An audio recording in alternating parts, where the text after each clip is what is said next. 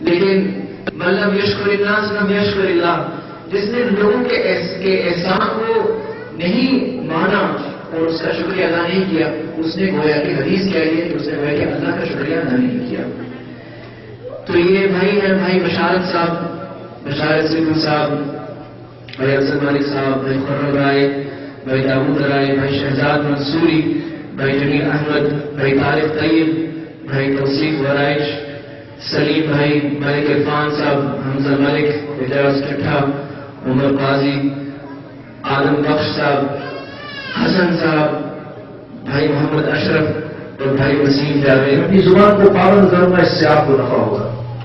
میں اپنی آنکھ کو پابند کروں گا، اس سے آپ کو نفع ہوگا۔ سامنے سے چودھری صاحب کی بیٹی آئی ہے، حسین ہے، جمیل ہے، نامحرم ہے میرے لیے۔ اب دو چوائسز ہیں، یا تو میں اس کو دیکھوں یا نظر نیچی کر لوں۔ ہمارے یہاں کیا ہے، 2.5 ٹن کے ٹرک کو بریک لگتی ہے، آنکھ کو بریک نہیں لگتی۔ پھر بریکیں تو یہاں ہے اندر، پھر سب لگی بریک یہاں سے لگے گی، یہاں سے لگے گی، کہاں سے لگے گی؟ یہ ہوئی نا بات۔ یہ تو پہلے ہی سارے وینکوور والے پہنچے ہیں اوپر، تو پہلے سے سب کچھ پتا ہے۔ کیوں مالی صاحب؟ بریک کہاں سے لگے گی؟ یہاں سے لگے گی، ادھر سے، یہاں سے نہیں لگے گی۔ یہ تو شوز سے بریک میں یہاں سے لگنا ہے، لیکن یہ وہ لگائے گا بریک وَأَمَّا مَنْ خَافَ مَقَامَ رَبِّهِ وَنَهَا النَّفْسَ عَنِ الْهَوَىٰ۔ یہ بریک تو وہ لگائے گا جو اللہ فرما رہے ہیں جو اپنے رب کے سامنے کھڑا ہونے سے ڈرے گا۔ یہ ہر سے نہیں لگے گی بریک۔ ادھر آپ نے اپنی نظریں جھکائیں، ادھر اللہ رب العزت اسی نظر پچھلے سارے گناہ معاف کر دے گا۔ ہاں، اور ایمان کی وہ حلاوت عطا فرمائے گا۔ اب تمہارے منہ سے یہ جملہ نہیں نکلے گا میں سب نماز میں کھڑا ہو، کیفیت نہیں بنتی۔ ارے کیفیت کہاں سے بنے یار؟ کیفیت تو اس دل نے بنانی ہے، اس کو جو 4 راستے جا رہے ہیں اس میں سے تو گڑبڑا پانی جا رہا ہے۔ کیفیت کیسے بنے؟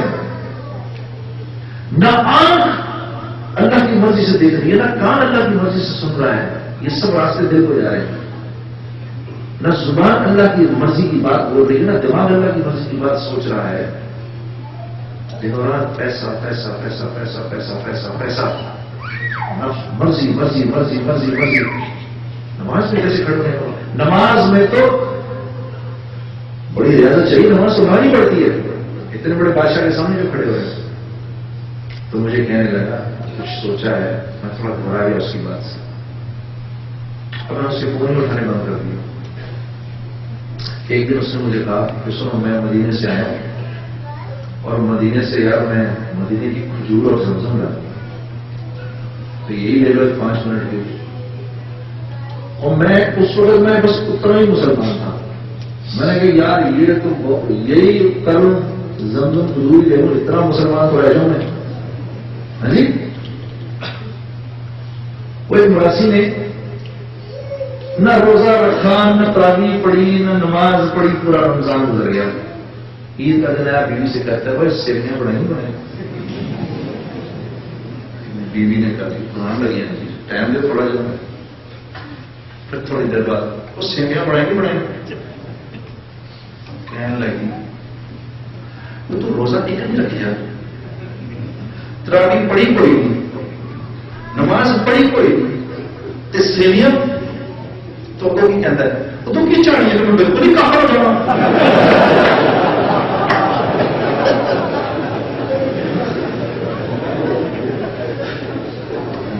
بھائی کسی کے لیے سیویاں ہی سلام رکھنا۔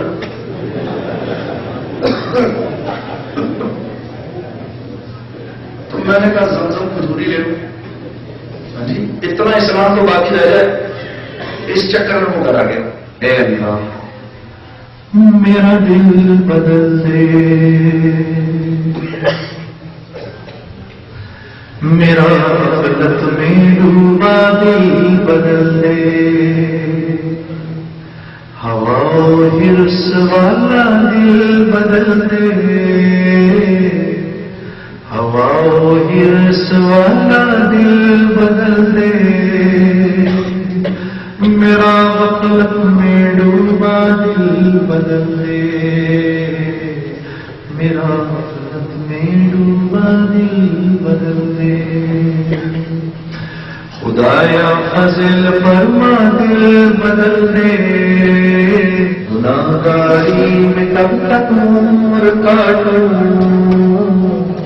گناہگاری میں کب تک عمر کاٹوں،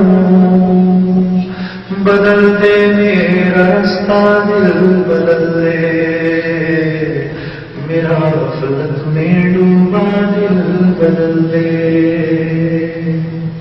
سنوں میں نام تیرا دھڑکنوں میں، سنوں میں نام تیرا دھڑکنوں میں، مزہ آ جائے مولا دل بدل دے۔ تو کراچی کا اجتماع تھا، ایک بار یہی میرا دوست جنید غنی جو آیا تھا، یہ مجھے لے گیا کراچی کے اجتماع پر، تو وہاں میرا بیٹھنا ہوا، تو وہاں میں نے مولوی طارق جمیل صاحب کا بیان سنا، مولانا کا بیان سنا، تو اس نے میرے اندر کی بالکل اندر سے مجھے جھنجھوڑ دیا۔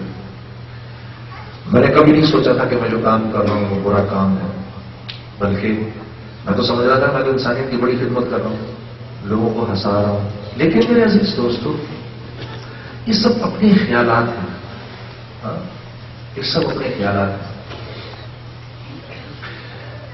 اصل میں تو صحیح وہ ہے جو رسول اللہ صلی اللہ علیہ وسلم نے کیا، یہ ایک سچی بات ہے، باقی سب کا سب جھوٹ ہے۔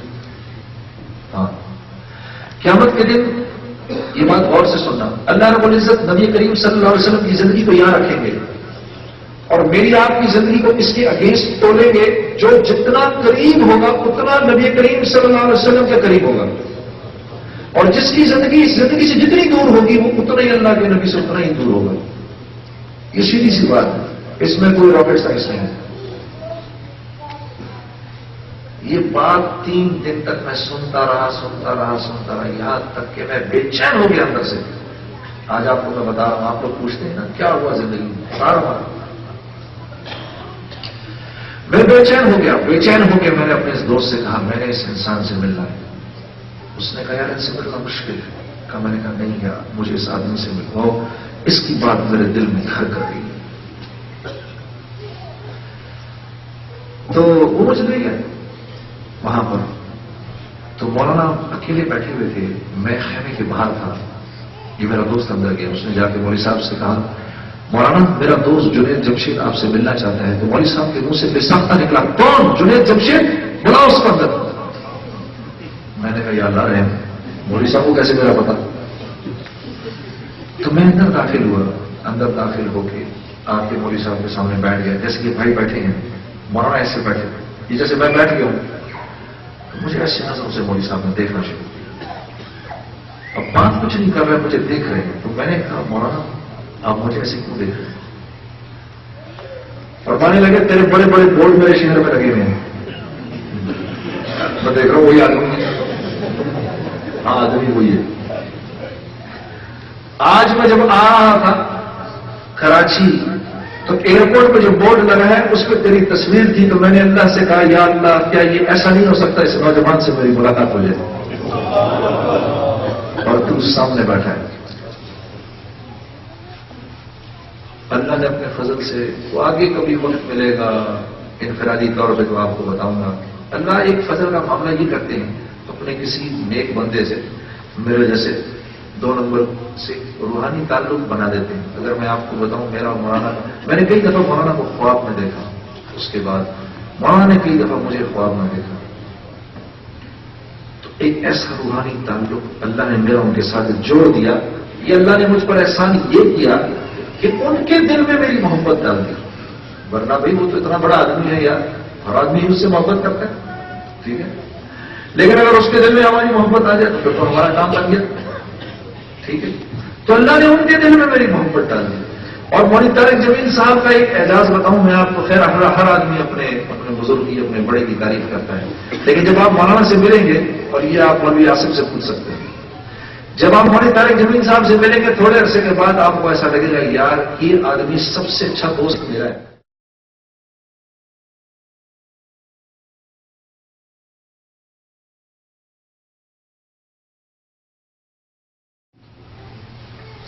اللہ کو راضی کرنا دنیا کی آسان ترین چیز ہے، اللہ کو ناراض کرنا دنیا کی مشکل ترین چیز ہے۔ اللہ ناراض ہوتے ہی نہیں ایسے، اور راضی ایک سیکنڈ میں ہو جاتے ہیں۔ راضی ایک سیکنڈ نہیں لگتا کہ بندے کو اپنا ولی بنا لیتے ہیں۔ اسی لیے ایک شاعر نے کہا، زاہد نگاہ کم سے کسی رند کو نہ دیکھ، رند شرابی کو کہتے ہیں، زاہد نگاہ کم سے کسی رند کو نہ دیکھ، جانے کہ اس کریم کو تو ہے کہ وہ پسند۔ اللہ کو پتہ نہیں کون پسند، بادشاہ ہے، سمجھ ہے، بے نیاز ہے، اس کو نہ میری عبادت کی ضرورت ہے نہ کچھ۔ اللہ سائیں جدھر جس پر دل ہے، بس ٹائم ہو گئی۔ تو میں نے کہا مولانا، ایک پاکستانی نوجوان جس دولت، جس مال، جس شہرت کا تصور بھی نہیں کر سکتا، وہ سب کا سب میرے پاس موجود ہے، پھر بھی میں اتنا بے چین کیوں؟ فرمانے لگے بات یہ ہے کہ چوٹ تجھے سیدھے گھٹنے پر لگی ہے اور مرم تو الٹے گھٹنے پر لگا ہے۔ میں نے کہا مولانا کیا مطلب ہے؟ کہتے کو اللہ نے انسان کو دو چیزوں سے بنایا ہے، اور سے سمجھے گا، ایک روح سے بنایا ہے، ایک جسم سے بنایا ہے۔ جسم کو مٹی سے بنایا ہے، اس لیے جسم کی ضرورت کی ہر چیز کو مٹی میں رکھا ہے۔ جو کپڑے پہنتے ہو، جو کھانے کھاتے ہو، جو پانی پیتے ہو، جو مکان بناتے ہو، یہ سب مٹی سے ہے۔ ایک دن اسی مٹی کے ساتھ مل کے تم بھی مٹی ہو جاؤ۔ روح اللہ کا امر ہے، یہ آسمانوں سے آئی ہے، اس کی خوراک بھی آسمانوں پر ہے، زمین پر ہے۔ ہاں بڑی عجیب بات ہے۔ تو میں نے کہا جی کیا مطلب؟ کہ روح کی خوراک یہاں مٹی میں نہیں ہے، آسمانوں پر ہے۔ تو میں نے کہا جی وہ کیا؟ کہ اللہ کے حکم آسمانوں سے آئے، قرآن آسمان سے آئے، نبی کی سنت آسمانوں سے آئی، وحی آسمان سے آئی، یہ سب چیزیں آسمانوں سے آئی ہیں۔ اس لیے روح کو جب تک اس کی غذا نہیں ملے گی یہ تو بھوکی رہے گی۔ اگر تجھ کو میں ایک سونے کے محل میں بند کر دوں اور 4 دن کھانا نہ دوں تو تو کیا کرے گا؟ جی میں کہوں گا جی مجھے 2 روٹی دے دیں، مجھے محل سے نکالے۔ بس یہی تیری روح کہتی ہے کہ جس سونے کے محل میں تم نے مجھے بند کر رکھا ہے، تو بڑے بڑے مکان بنا رہا ہے، گاڑیاں لے رہا ہے، کپڑے پہن رہا ہے، مال بنا رہا ہے، اس سے مجھے سکون نہیں ملے گا۔ مجھے سکون ملے گا تو یہ مجھے جب تک تو اللہ سے دوستی نہیں کرے گا نہیں ملے گا، جب تک تو حکموں پر نہیں آئے گا نہیں ملے گا، جب تک تو نماز نہیں بنائے گا نہیں ملے گا، جب تک تو قرآن کی روزانہ تلاوت نہیں کرے گا۔ یہ میری اندر کی روح بیمار ہے تو قرآن پڑھنے کو دل نہیں کرتا۔ قرآن تو برا نہیں ہے نعوذ باللہ، نماز میں دل نہیں لگتا۔ میرے دوستو، یہ جب دل بن جاتا ہے، یہ جب دل بن جاتا ہے۔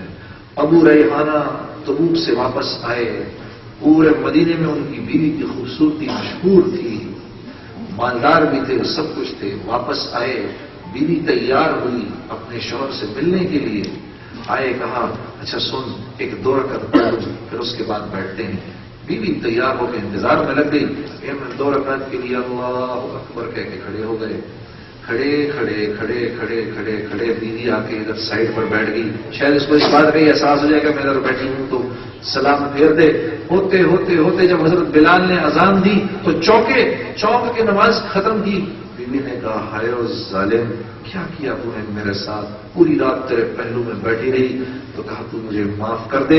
جب میں نے اللہ اکبر بولا تو ایک ایسی ذات میرے سامنے آ کے کھڑی ہو گئی کہ پھر میں اس پر سے نظریں نہیں ہٹا سکتی۔ یہ ہم اپنے اندر سے روح بیمار ہے تو دل نہیں ہے۔ یہ جو مجلس سجی ہے، یہ جو مجلس سجی، یہ اپنے اندر کی اس روح کی کدورت کو دور کرنے کے لیے سجی ہے۔ آج اٹھنے سے پہلے اپنی پچھلی زندگی پر توبہ کر کے اٹھیں اور اگلی زندگی کو اللہ کی مرضی سے کے ساتھ گزارنے کا عزم کر کے اٹھیں۔ کریں گے نا انشاءاللہ؟ اے اللہ تو ہی عطا، تو جود و سخا، ہم ہیں تیرے منگتے، خالی دامن بھر دے، آج کچھ ایسا کر دے۔ اے اللہ تو ہی عطا، تو جود و سخا، ہم ہیں تیرے منگتے۔ خالی دامن بھر دے، آج کچھ ایسا کر دے۔ اے اللہ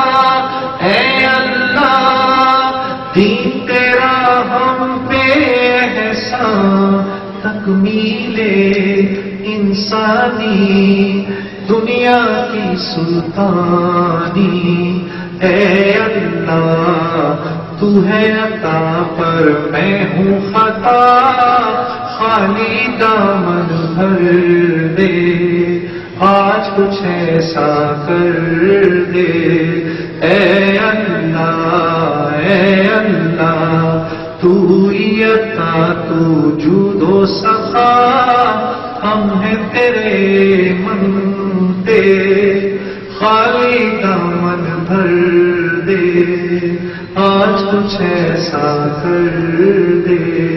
اے اللہ ہے یہ دعا دل میں میرے گھر کر لے، تیرے سوا کوئی نہ ہو مجھ پہ ایسا کرم کر دے۔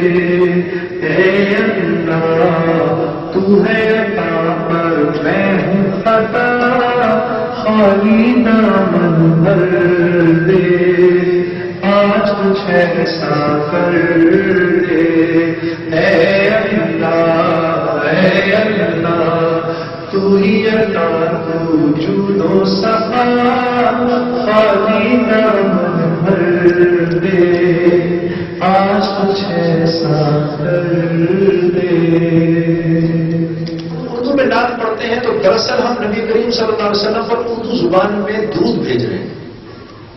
ہاں یہ چھوٹی بات نہیں ہے، جیسے درود سننے اور درود پڑھنے اور بولنے کا ثواب ہے، اسی طرح سے نعت پڑھنے اور سننے کا ثواب ہے۔ بدر تجا شمس الضحا نور الہدی خیر البراء نور چشم جمیل الشیم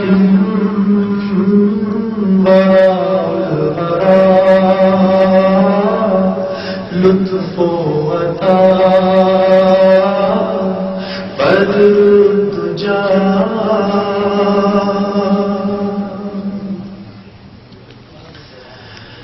نہ عزت نہ شہرت نہ سر چاہیے، مجھے آپ کی خاک در چاہیے، اسی در پہ ایک بار جھکنے کے بعد نہ اٹھے کبھی ایسا سر چاہیے، نہ اٹھے کبھی ایسا سر چاہیے۔ نور مجسم فخر دو عالم شفیع الامم وارث زمزم ہادی اکرم میرا مقدر سنور جائے گا، مجھے آپ کی ایک نظر چاہیے، فضائے کرم اب مجھے بھاتی نہیں، مدینے کی شام سحر چاہیے، مدینے کی شام سحر چاہیے، بدر تجا۔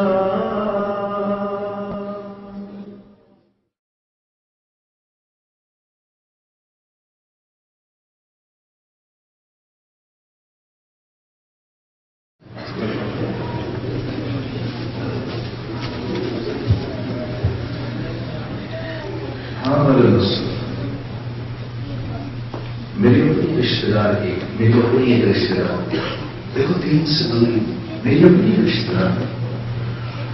اس سال میں حج پر گیا، روتی ہوئی آئی میرے پاس. میرے سے ان کی عمر ہوگی تو تقریباً 55-56 کے قریب. بچے بڑے، نانی دادی بننے ہی ہو گئے.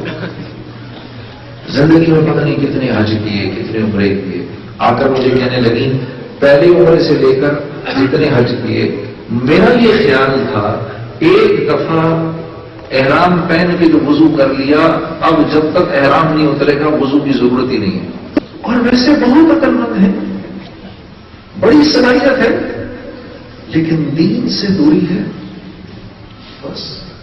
ہاں یعنی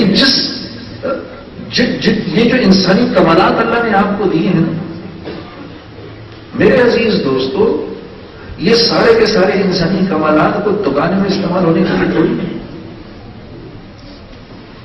میری کل آنے سے پہلے 4 دن پہلے میری ملاقات ہوئی ایک صاحب سے ان کے دفتر میں. انہوں نے مجھے بعد میں جاتے ہوئے اپنا کارڈ دیا. مجھ سے کہا جو نہیں صاحب بات سنیں کہ میں نے آپ کو لینڈ لائن کا نمبر دیا اسی دفتر کا، فکر نہ کریں میں 11 بجے تک آپ کو یہیں ملوں گا. کم از کم بھی 60-62 سال کے تو ہوں گے. 11 بجے تک میں آپ کو یہاں ملوں گا. آپ مجھے بتاؤ اس شخص کی زندگی میں کیا دین ہوگا؟ ویسے اتنا دکھ ہوا. اور ٹورانٹو آنے کا کیا فائدہ ہوا؟ پاکستان میں رہ لیتے یار. اگر 11 بجے تک یہاں پر ہی ادھر بھی آ کے 11 بجانے ہیں. ادھر بھلے نہیں تھے، وہ بندہ بیٹھا ہوا مچھلی پکڑ رہا تھا. ایک آدمی اس کے پاس آیا، آ کر کہتا ہے یار تو ایسا کیوں نہیں کرتا کہ تو ایک جال خرید لے. کہنے لگا اس سے کیا ہوگا؟ کہ یار مچھلیاں زیادہ پھنسیں گی. اچھا تو پھر وہ جال کے بعد تو کچھ عرصے کے بعد تو کشتی خرید لے. کہنے لگا اچھا اس سے کیا ہوگا؟ تو اور مچھلی آ جائے گی کشتی کے اندر. اچھا پھر کیا ہوگا؟ کہا جی اس کے بعد تو ایک ڈالر لے لے. اچھا پھر کیا ہوگا؟ اور مچھلی آ جائیں گی. کہنے لگا پھر اس کے 2 کر لینا، پھر اس کے 4 کر لینا، اور پھر سکون سے بیٹھ کے مچھلی پکڑنا. تو کہتا خدا کے بندے میں اس وقت کیا کر رہا ہوں جو میں سارے پروسیس سے گزروں تو میں بھی بیٹھ کر کیا کر رہا ہوں. ہاں یہ یہاں سے دیکھنا شروع کریں. اب یہاں سے دیکھنا شروع کریں. علماء کی مجلس میں بیٹھیں، پوچھیں تو صحیح کہ ہم نے زندگی کیسے گزارنی ہے. آپ یقین کریے کہ جب تک ان کی مجالس میں نہیں بیٹھیں گے اس وقت تک اپنے جاہل ہونے کا احساس نہیں ہوگا. جب تک ان حضرات کی مجلس میں نہیں بیٹھیں گے میرے عزیز دوست، سب سے بڑا اپنے اوپر رحم بھی کریے.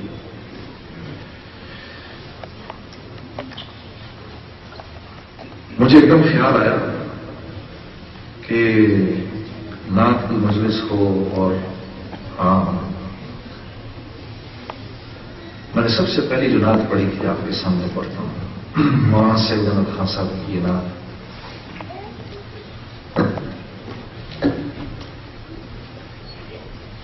محمد کا روزہ قریب آ رہا ہے، محمد کا روزہ قریب آ رہا ہے، بلندی پہ اپنا نصیب آ رہا ہے. فرشتوں یہ دے دو پیغام ان کو، خبر جا کے دے دو ان کو، فرشتوں کے خادم تمہارا سعید آ رہا ہے، کہ خادم تمہارا سعید آ رہا ہے. میرے سب پر مدینہ مدینہ مدینہ مدینہ بڑا لطف دیتا ہے نام مدینہ مدینہ مدینہ مدینہ مدینہ. آپ کو بڑا عجیب نسخہ بتاتا ہوں. یہاں ویسے تو اذان کی آواز سننے کا موقع مشکل سے ملے گا، لیکن میں نے یہاں دیکھا ہے دوستوں کے گھروں میں آپ لوگوں کی ایسے کچھ گھڑیاں ہیں آپ لوگوں کی، آپ لوگ رکھتے ہیں اذان کی آواز آتی، ماشاءاللہ بڑی سعادت کی بات ہے کہ اللہ کی آواز تکبیر سننے کو ملتی ہے ہمیں. تو جب بھی اذان سنیں درود اللہم رب ھذہ الدعوۃ التامہ، یہ درود پڑھنے سے پہلے ایک بار تلبیہ پڑھ لیں، لبیک اللہم لبیک لبیک لا شریک لک ان الحمد والنعمۃ لک والملک لا شریک لک، یہ پڑھ لیں. تو اگر اس کا اہتمام شروع کر دیں گے تو اللہ رب العزت اپنے اس بندے کو اس سال حج پر ضرور لے کے جائیں. میں نے تجربے سے کر کے دیکھا ہے، یقین کریے اس کا اہتمام، اللہ ضرور لے کے جائے گا.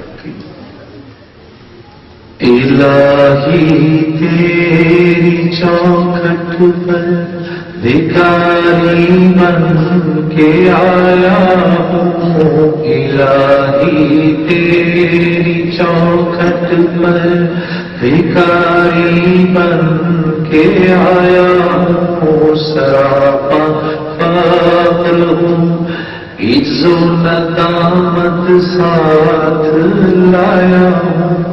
بھکاری ہو کہ جس کے پاس جھولی ہے نہ پیالہ ہے، بھکاری ہو جسے حرص و حوث نے مار ڈالا ہے، بتائے دین و دانش نفس کے ہاتھوں سے لٹوا کر، سکون قلب کی دولت بس کی بھیٹ چڑھا کر، لوٹا کر ساری پونجی غفلتوں اسیاں کی دلدل میں سہارا لینے آیا تیرے کعبے کے آنچل میں، سہارا لینے آیا ہوں تیرے کعبے کے آنچل میں. گناہوں کی لپٹ سے کائنات قلب افسردہ تیرے دربار میں لایا، وہ اپنی اب زبوں حالی تیری چوکھٹ کے لائق، ہر عمل سے ہاتھ ہے خالی. یہ تیرا گھر ہے، تیرے مہر کا گہوار ہے مولا، سراپا نور ہے، ایک محبت انوار ہے مولا. تیری چوکھٹ کی جو آداب ہے میں ان سے خالی ہوں، نہیں جس کو سلیقہ مانگنے کا وہ سوالی ہوں. الہی تیری چوکھٹ پر بھکاری بن کے آیا ہوں، سراپا فقر ہوں، عجز و ندامت ساتھ لایا ہوں.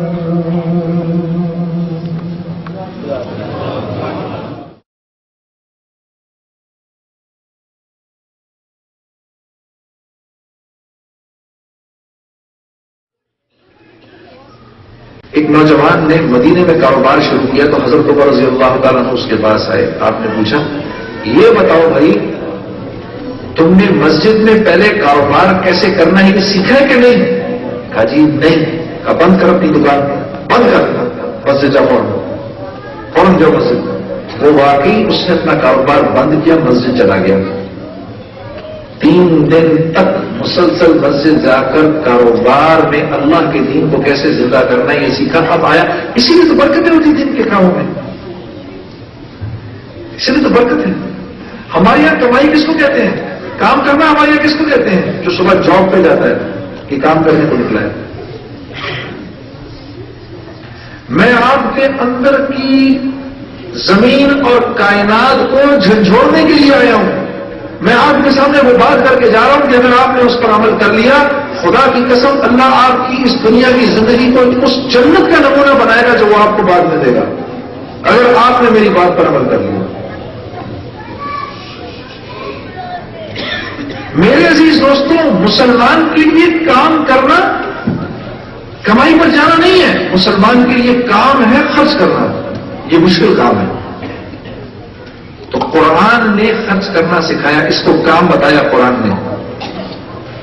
اور غور سے سننا، جو ہم کمائی کرنے کو نکلتے ہیں اس کو اللہ نے یبتغون من فضل اللہ فرمایا، جاؤ باہر نکل کے میرے فضل کو تلاش کرو، میں نے رکھا ہے تمہارے لیے کہیں، جاؤ نکلو جا کے تلاش کرو اس کو۔ کما نہیں سکتے، کوئی اپنا رزق کما نہیں سکتا، ڈھونڈتا ہے باہر نکل کے، کیونکہ اللہ نے رکھا ہوا ایک جگہ پر۔ اور روزی انسان کے پیچھے ایسے دوڑتی ہے جیسے موت دوڑتی ہے، اپنے رزق سے بچ نہیں سکتا۔ تو کمائی جو ہے نا، کمائی یہ مسجد میں کرنی ہے آپ کے، اور خرچ کہاں کرنا ہے؟ خرچ کہاں کرنا ہے؟ بازار میں جا کر خرچ کرنا ہے، اپنے آفس میں جا کر۔ اور یہ جملہ کبھی نہ کہنا، اس کو اپنی ڈکشنری سے نکال دو، دیکھو بھائی جنید بھائی بات یہ ہے، دوستی ہماری ایک جگہ، کاروبار ہمارا کچھ اور۔ یہ جملہ مسلمان کے منہ سے نہیں اچھا لگتا، یہ آپ نہ کہنا کبھی۔ اب تو میں نے غیر مسلموں کو یہ جملہ نہیں کبھی کہتے دیکھا، مسلمان آج تک کہتا ہے وہ ہماری دوستی ہے نا، کاروبار ہے۔ اچھا، یعنی یہ کہ دوستی جب تک پیسہ بیچ میں نہیں آئے گا ٹھیک ہے، جیسے ہی پیسہ بیچ میں آئے گا میں نے چھری تیز کرنی ہے۔ ہاں جی، جیسے ہی پیسہ بیچ میں آیا میں تجھے نہیں پہچانتا، جیسے ہی پیسہ بیچ میں آیا تو میں رگڑ ماروں گا تجھے، تو پیسہ بیچ میں نہیں بیٹھی ہے سر، ہم دوست ہیں، لیکن جیسے ہی پیسہ بیچ میں آئے گا میں تیری جان نکال دوں گا۔ یہ مسلمان کی کرنے کے جملے ہیں نہیں، اسی لیے بے برکتی ہے میری آپ کی زندگی کے اندر۔ اور ہمارا مدرسہ بننے لگا ہے میرے دوستوں، یہ جو میں مسجد کی بات کر رہا ہوں نا آپ سے، مسجد اپنے آپ کو مسجد کا پابند بناؤ۔ یہ جو تمہاری اولاد ہے نا، اس سے تمہیں وہ سکھ ملے گا کہ تم سوچ بھی نہیں سکتے۔ یہ وینکوور کے اندر کینیڈا میں ایسی نیک بنے گی کہ پاکستان میں ایسی نیک نہیں بن سکتی۔ ہاں، مسجد کا پابند کرنا ہے آپ نے، اپنے آپ کو بھی اور بچوں کو بھی، ابھی سے۔ تو یہ بھی ہمارا مدرسہ بننے لگا ہے میرے دوستوں، دل کھول کے اس کے لیے دو، ٹھیک ہے، ابھی نہیں مانگ رہے آپ سے، لیکن آپ کی نسلیں اللہ رب العزت آپ کی نسلوں کو پالے گا، جو اللہ کے گھر کو بنائے گا اللہ اس کے گھر کو آباد کرے گا۔ اللہ گھر کو آباد کرے گا، اس کا مطلب کیا ہے؟ گھر بنا دے گا؟ نہیں، گھر کو آباد کرنے کا مطلب یہ ہے کہ ایک باپ کے اگر 10 بیٹے بھی گھر میں رہ رہے ہیں تو 10 کے 10 فرما بردار ہو کے اللہ اس گھر کو جنت بنا دے گا۔ اور اگر آباد نہ کرنے کا فیصلہ کیا تو ایک بیٹی ہے اس کو ناگن بنا دے گا، باپ کا خون چوس کے ختم کر دے گی۔ ہاں، اللہ گھر کو آباد کریں گے، بیوی وفادار ہوگی، وہ اپنے شوہر کے مال سے محبت کرے گی، اللہ اس کو حیا کی دولت دیں گے۔ گھر میں اگر کوئی بیٹی ہوگی اللہ اس کو حیا کی دولت دیں گے۔